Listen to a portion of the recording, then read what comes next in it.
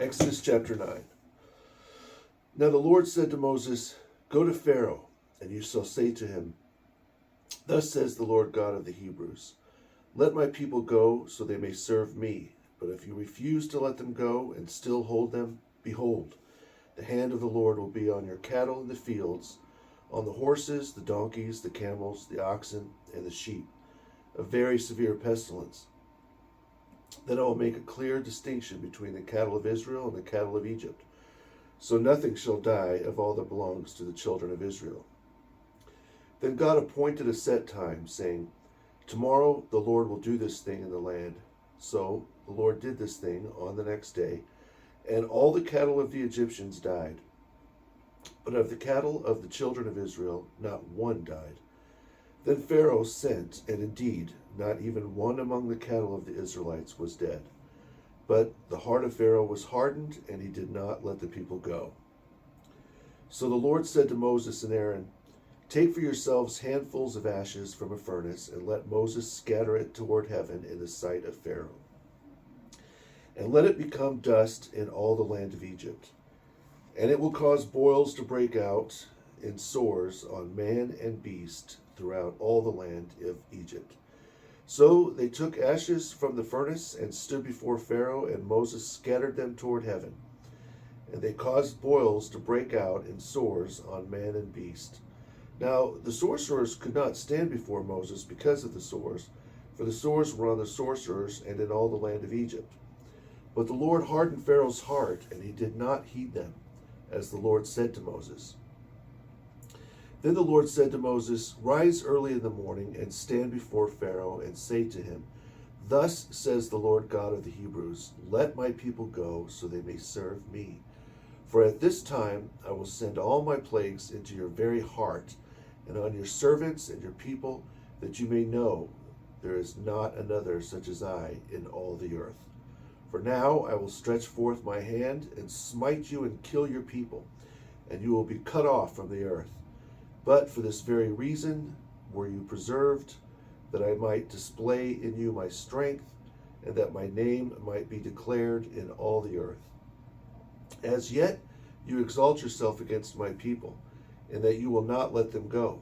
Behold, tomorrow about this time I will cause very heavy hail to rain down, such as not has been in Egypt since its founding until now.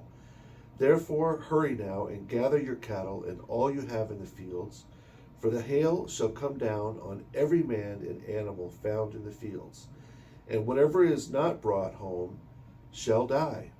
Thus he who feared the word of the Lord among the servants of Pharaoh gathered his cattle into the houses. But he who did not regard the word of the Lord left his servants and cattle in the field. Then the Lord said to Moses, "Stretch out your hand toward heaven, and there shall be hail in all the land of Egypt, both on man and cattle, and on every herb of the field, throughout the land of Egypt." So Moses stretched out his rod toward heaven, and the Lord sent thunder and hail, and fire darted to the ground.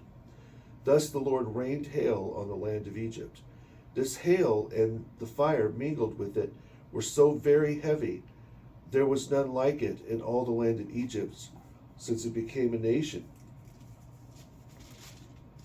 And throughout the whole land of Egypt it struck both man and cattle and every herb of the field, and broke every tree of the field. Only in the land of Goshen, where the children of Israel were, there was no hail. Then Pharaoh sent and called for Moses and Aaron, and said to them, "I have sinned this time. The Lord is righteous, and my people and I are ungodly. Therefore pray for me to the Lord, and let him cause the thunderings of God to cease, and the hail and fire, for I will let you go, and you shall stay no longer." So Moses said to him, "As soon as I have gone out of the city, I will spread out my hands to the Lord.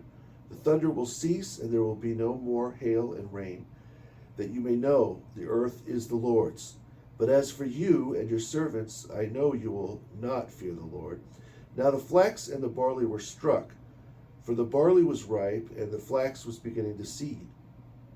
But as for the wheat and the rye, they were not struck, for they were late crops. So Moses sent out of the city from Pharaoh, and spread out his hands to the Lord. Then the thunder and the hail ceased, and the rain was not poured on the earth. Thus, when Pharaoh saw that the rain, the hail, and the thunder ceased, he sinned yet more, and he hardened his heart and the heart of his servants. So the heart of Pharaoh was hardened. Neither would he let the children of Israel go, as the Lord said to Moses.